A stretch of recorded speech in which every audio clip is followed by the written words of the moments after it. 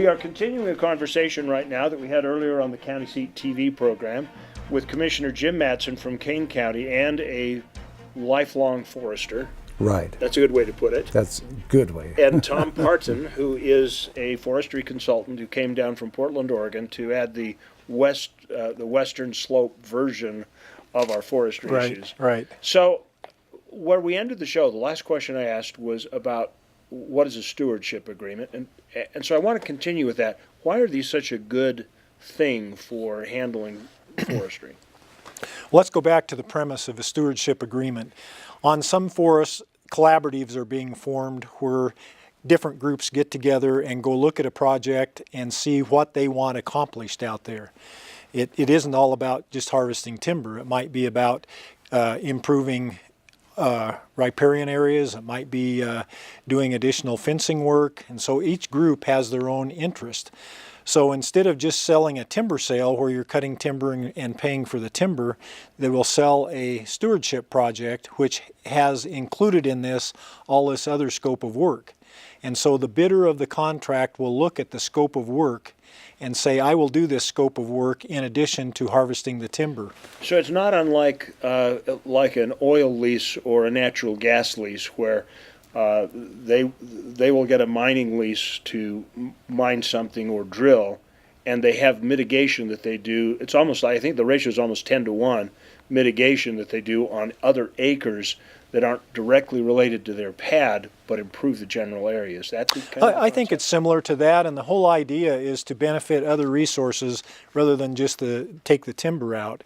And you know, when you have something has to drive it, it's the value of the timber, and so you take the timber out to drive the process, but you put the dollars back in from the timber into improving the other resources. So we're at a point right now where we are, I mean, you said we burned 7 million acres, we treated 330, and we've got, I don't even know how many millions that are overgrowth.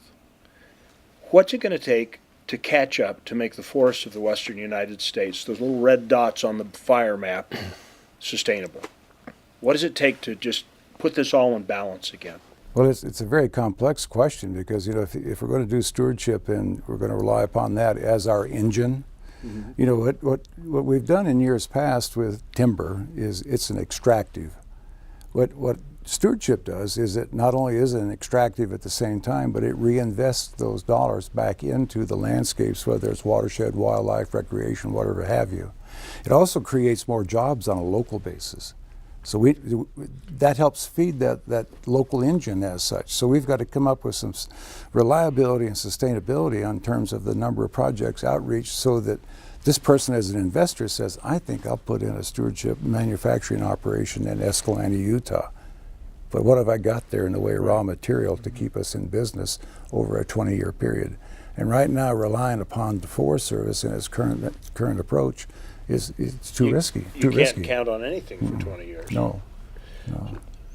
So nationally, stewardship only makes up about 30% of the contracts, timber sale contracts. 70% of it is still straightforward timber sale contracts. And that's pretty much what the industry likes, is a 30-70 split. Because a stewardship is not just sold at the bidding table, you have to write up a request for proposal, and you have to show what all the work you will do, who you will use, will you keep the work in the community. And that's a good part, but it takes a lot of work to put these requests for proposals together, and oftentimes companies don't have old foresters like Jim and I to take the time to do this. So well, question, are there any young ones? Yes, there are young ones, but they would rather be doing other things than doing requests for proposals, I think. But it is becoming more in vogue, you might say, to do these things, and I think we'll see them increase. But it still begs the question, if we only treated 300,000+ acres of forest land last year, how much do we have to do to actually, in what kind of a time frame, to curb the wildfire problem that we have across the West? Well, we've got a big problem on our hands, and I think the chief of the Forest Service last year or 2 years ago said in the West alone we have about 60 million acres that are condition class 2 and 3 on our national forests. What does that mean? That means they're high threat of burning. the condition class 3 is the highest fuel threat, condition class 2 is the next, and then of course condition class 1 is the lowest. So we've got a lot of our forest in condition class 3 and 2, which are very prone to having big fires. And if we're only treating 300,000 acres mechanically, this backlog continues. That'll be 100 years. It's 100 years. If you ever do. Yeah, but in the meantime, Mother Nature's burning 7 million acres of it a year and reducing it on her terms. And so at some point, we've got to increase the pace and scale that more resembles where we were back when the Forest Service really started in the 1950s and 60s.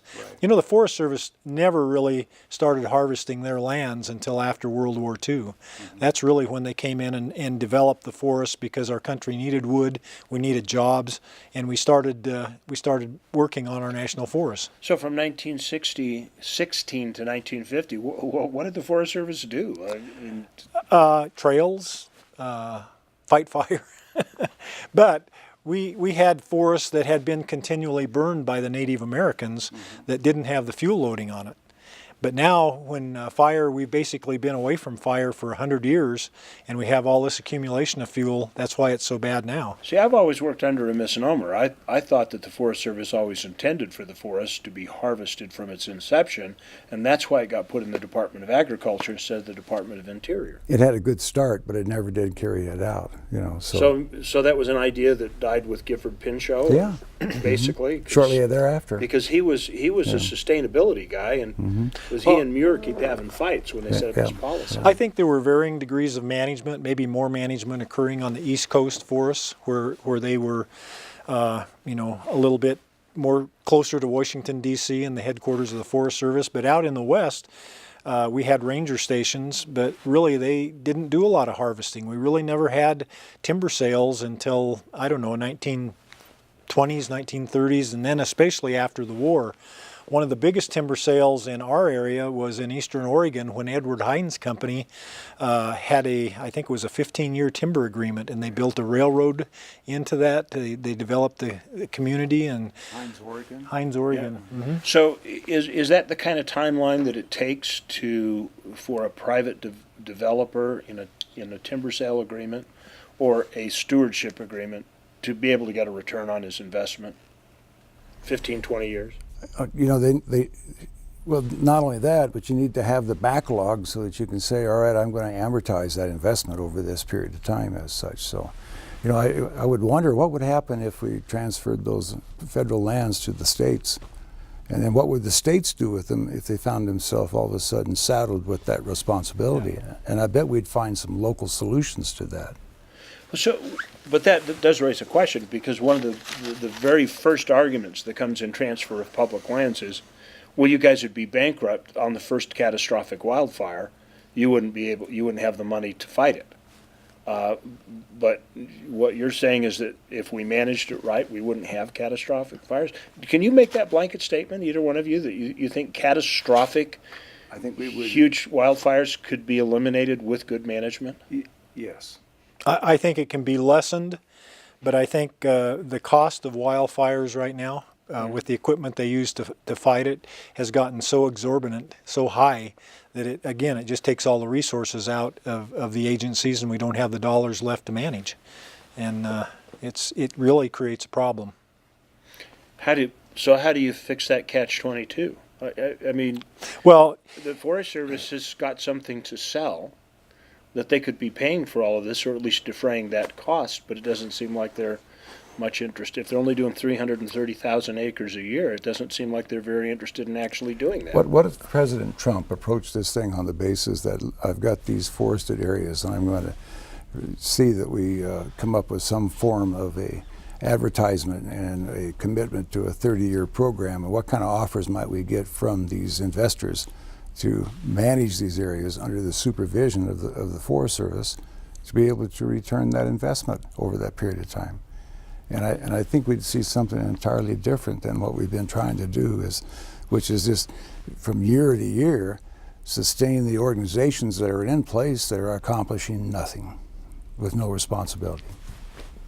I think we need to go back and look at, I was involved in building a sawmill, finding a resource that was the Malheur National Forest at the time. They were selling, I think, around 300 million, something like that, board feet. And we knew that there was going to be a supply. They had a 10-year plan that gave us, we could do a pro forma on our business saying, okay, we have the future there to build that sawmill. When you've got counties in Utah, Oregon, Idaho, Montana, that's 80% timber on national forests, you can't make that commitment anymore that they're going to produce the timber to build that sawmill, because there's no guarantee they're going to do it. Well, and that's the problem. If we need them to make a commitment that we will manage our forests, we will manage that Dixie National Forest for somebody like Stephen Steed and his family to build down there and make it work and actually do it. So the thought, I've got friends that have cabins in Forest Service, and they're on 50-year leases. Couldn't you just take an entire forest and maybe lease it to a state and say, this is the standard, it has to be done, this is what it has to look like when you turn it back to us, and this is your liability on it, and here, run with it and let a state manage it? I think to that degree, it would take a lot of time and you get a lot of pushback, so that may not happen. It may in the long term. Short term, I think what we're seeing is the states get involved with the Good Neighbor Authority, and this has become very active in Idaho, where the actual Idaho Department of Natural Resources has built up their program to help the Forest Service to do projects on the forest, especially next to the Idaho Department of Lands. And right now there's 10 Good Neighbor Authority projects in Idaho that's going to harvest somewhere around 60 million board feet. And most of those resources are coming from the state. So I like the Good Neighbor Authority. It's a way to blend state management into federal management without, per se, the states taking over the land. But wouldn't it only take a change of administration for them and a new Secretary of Agriculture and a new Forest Service Director who's a presidential appointee to completely flip that around and leave people without a long-term type lease holding the bag? Say, well, we changed our mind. It's happened before. Oh, I think so, yeah. So what mechanism do you put in place to get that certainty so that a guy will take the chance to invest and say, yeah, I will mitigate this and I'll solve that problem and I'll help improve the watersheds, but I need to be able to get so many timber feet out of this whole project over so many acres over a 20-year period so I can amortize the sawmill and the trucks I got to buy and all this other stuff, because it all comes down to a business model. Well, and then you have the unknown factor about if the Forest Service wants to make that commitment and they start to move a program forward, then you have litigants that come in and can actually tie up the projects and stop them. And that creates a real problem. So we need to solve the problem of the Equal Access to Justice Act to stop this serial litigation. So there's a number of factors that really are dampening what we can do. So just to lead the conversation a little bit for somebody that's just kind of into this, what is EAJA, the Equal Access to Justice Act? Well, it allows the opportunity for a nonprofit to actually sue the government. We see it in Utah a lot. They sue the Forest Service, they sue the BLM because they don't like a project. They don't like it for this reason or that reason. And they say that the environmental assessment hasn't been done correctly, the environmental impact statement hasn't been done correctly. So it goes to a district judge. That judge rules on it. If they don't like the answer they get there, it goes to the Ninth Circuit Court or whatever circuit court you have in your state. And during that time period, which might be 6 months, 12 months, 18 months, that project is tied up and not moving forward. If they win on any point, if I understand this correctly, they don't have to win the whole case, but if they win on any single point, then they're able to get their legal fees reimbursed? Yes. At a fixed rate? At a fixed rate, and I think as we were talking earlier, if they have specialist attorneys that were working for them, they can ask for higher fees, and some of them are pretty exorbitant fees. How do you fix that? I mean, wasn't it, if I remember my history correctly, the original conversation on equal access to justice was for veterans, so they could sue the Veterans Administration for cheating them out of their veterans benefits. Wasn't that the original purpose? Yeah. How did it turn into an environmental slug fund? Well, I think they found an open door that they could attack, and district court somewhere. district court someplace and got it in there. I once got some information from the Strata Research Group up in Logan that said that in 2015, I think the year was, that the Sierra Club received $12 million in Aegis settlement funds. And they had to pull teeth bait. It was a crapshoot to find that information. Well, you know, the sad part about that is when attorneys are paid Aegis fees, for instance, if it's on a national forest, that forest has to pay the fees. And it comes out of the management fees, the management dollars for that forest. So it's a loser in two ways. Number one, we lose that project. Secondly, we lose the money to make another project. And so it just, it's a never-ending cycle. So in a way, we are paying people to obstruct the government to achieve the goals that they have. Right. Did I oversimplify that? No, I think that's really what it is. They of course want to stop a project. They don't like the way it's going. They want to do something different. They manage to stop it, and they get paid for doing that. I'll have to forgive myself. My do not disturb just turned off, so now I've got to make this be very quiet. So, how do we fix this? I mean, when you said there's the litigants in here, I felt my shoulders literally droop like it's hopeless. We're doomed. Darth Vader come in and finish us off. Well, one Bring on the Death Star. One action that our organization and our new president, Travis Joseph, is working on is we'd like to get, if someone doesn't like a project, we'd like to get it out of the courts and go directly to arbitration. That way it's either a thumbs up or a thumbs down. An arbitrator would decide it, and then there would be no Aegis fees paid. But as long as we stay in the district courts and the circuit courts, we're going to be... How do you get an environmental group who's funding most of their legal operations off of Aegis settlements to agree to go to arbitration? Well, they don't want to agree to that, and that's something that we're trying to get in national legislation. And I think enough people and enough industries are seeing this happening. It's not just forestry; it's a number of issues, number of industries that are having this problem. I've heard ranchers have had to pay the settlements before. Oh yeah. Well, there's an attack on the grazing right now, on grazing fees. Yeah, just bring up wild horses and see what that does. You know, I think I've talked a lot in numbers of millions of board feet and big numbers like that. I think I need to explain a house that we build, a house that we live in, like a ranch-style house, has 20,000 board feet. So 1 million board feet, you can build 50 houses with it. And the sawmills that we had a year were, you know, cutting 30 million feet or 50 million feet. So that puts it in context, and then so it doesn't seem just totally overwhelming when you start talking about millions of board feet. So I've heard people talk about tree loads before in a conifer forest. And I've heard that anywhere from 50 to 100 trees is healthy, and anything from 200 to 500 is overgrown. What should an acre of forest look like?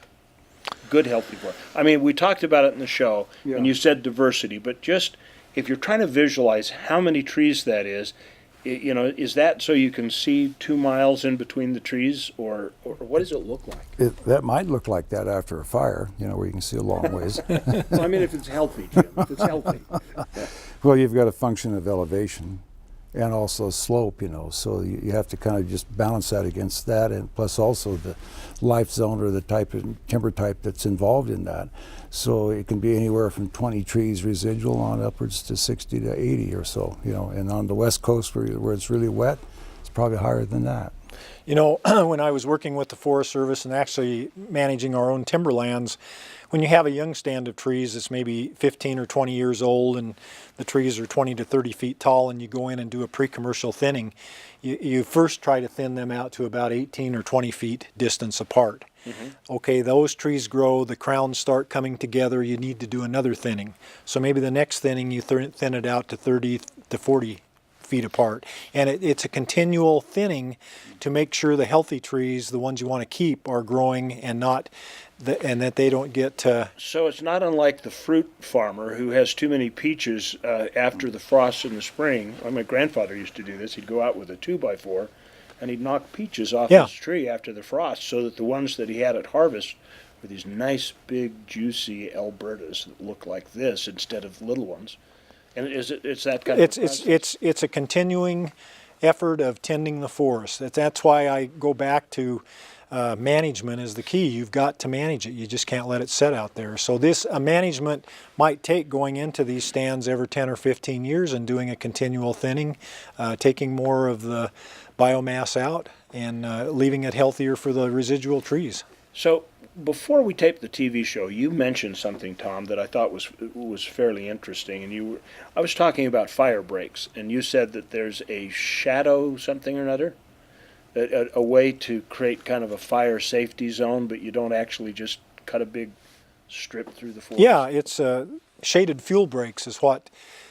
When you have a fire, obviously a fire doesn't take a NEPA document to have it take off.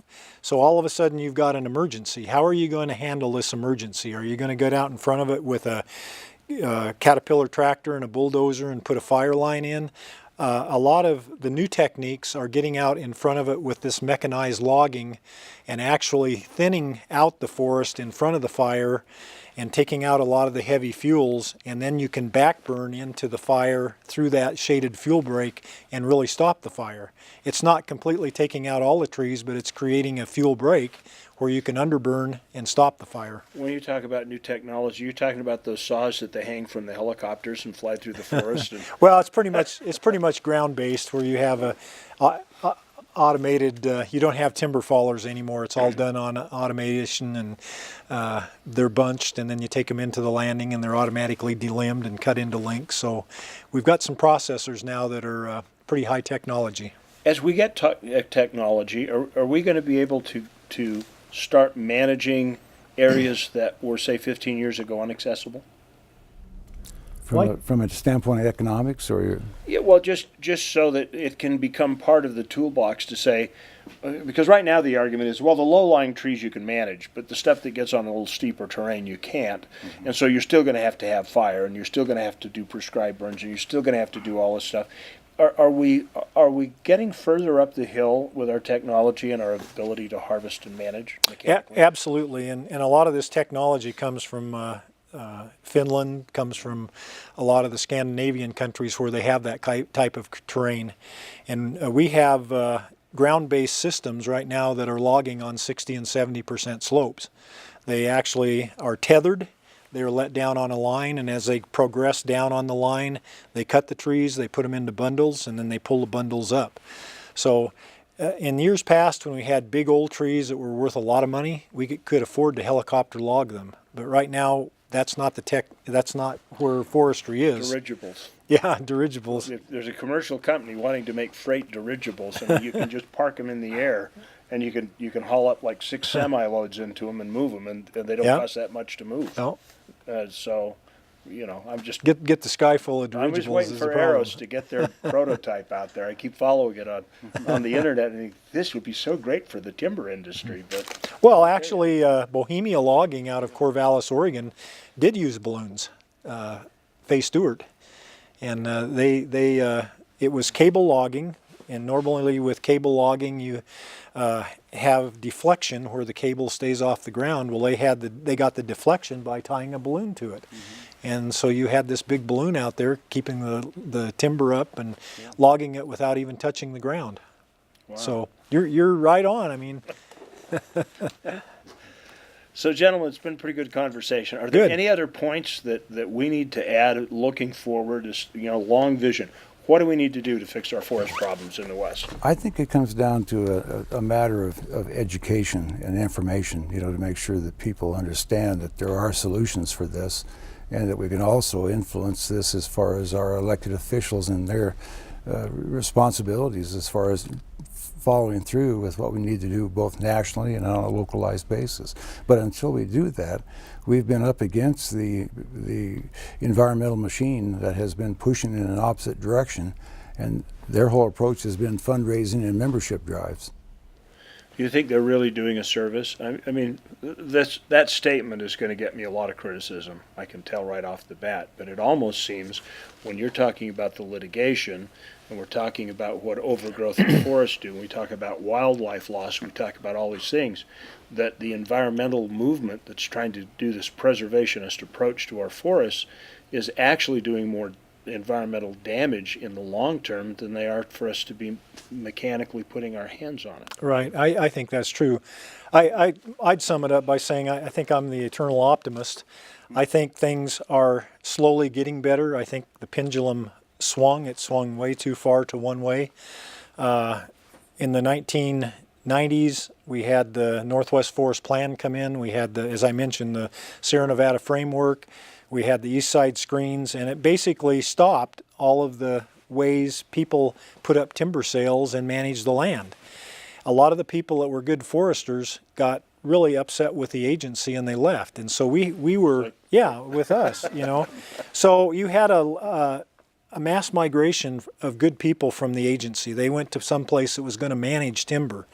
Right now we have the next generation of foresters coming on, and they've gone to school and they know about silviculture. They want to practice what they've learned, and I think we're getting a sense of a lot more different groups, not just timber companies that want to manage the forest, and a lot of people that can see management is going to be good for a lot of people. So, Tom, in the 60s, late 60s, early 70s, when I was going to school, in mid 70s, there was this move to environmental science, and everything was about environment and ecosystems, and it just seemed like everything traditional was being turned into a villain. Mm-hmm. And so, are you saying that the educational process has swung back to something that's a little bit more balanced as a result of that? What are the foresters learning in school? Because I know a lot of people, foresters and land managers, were replaced with environmentalists for a number of years in these agencies. Well, I think you're right on that we got into a lot of ologists, whether it be wildlife biologists or ecologists, and they were the ones kind of driving the agency. But during that time driving the agency, we saw that, and we still see, the forests are burning up. And we're getting away from really our roots in managing the forest. And I think that we have the younger generation coming on that they're pretty astute, and they see the advantages of managing these resources, taking care of them, and actually timber management is part of that scenario. So would you guys swear on a stack of religious books, not wanting to be too remaining secular here, that climate change is not driving all of this wildfire that we're having? I think climate change. That's a tough question. Climate change waxes and wanes, and I'm sure civilization is part of it with what we put into the atmosphere. But is it totally driving it? No. The fire triangle is fuel, oxygen, and a heat source to start it. We've got a tremendous amount of fuel out there that's ready to burn, and it's going to burn because we can't stop it when it's so dense. So okay, yeah, that's how I. Climate change is real. It's been with us for eons. Well, okay, but I mean, I am hearing from official government sources that the increase in wildfire, as late as last year, the increase in catastrophic wildfires in the West is directly and primarily associated with climate change. Well, what was the weather doing, freezing Portland and Seattle out here just the other day, while the rest of us were in drought conditions? I think we have to look at long-term trends, and I would not argue that there is climate change occurring, but what does that mean? It means if we have less moisture, we've got to go in and thin our forest more. If we have changes in, if it's warming up, we're going to get ponderosa pine growing to a higher elevation, and we have to be stewards of the land to recognize that and not just sit back and say we've got climate change, we can't touch anything. We've got to be proactive. Okay, and I think that's where I'm getting to, is that the answer is in reducing fuel, and that even if you change the environment, or we sequester all the CO2 and we do all the things that the movement wants us to do, we still are going to have wildfires until we reduce the fuel load. Exactly. Okay. Anything else you guys want to add? It's a challenge. It's going to take some effort, and we just can't back off and park it. It's with us whether we want it to be otherwise. Okay, last chance. We have a studio audience. Do any of you guys have any questions that you want to throw at these guys? I guess we've covered it all. Thank you. Thank you. very much, Yeah. Tom. Thank you, Jim. Appreciate it. It's been a good conversation. Quite a resource. Yep, really. So, this has been a county seat offline presentation. Please, you can go ahead and stand up, Jim. That's okay. This has been a county seat offline presentation, and we thank you for tuning in. I want to remind you that the way this conversation gets out, if it's been rewarding for you, is not by just liking it, it's sharing it. So please get the conversation out there, and I'm sure these two guys will be following it, and if a comment comes up, I'm sure they'll be ready to respond and reply. We encourage your engagement, and thank you. We'll see you somewhere else on the county seat. We've got a lot of ways to find you.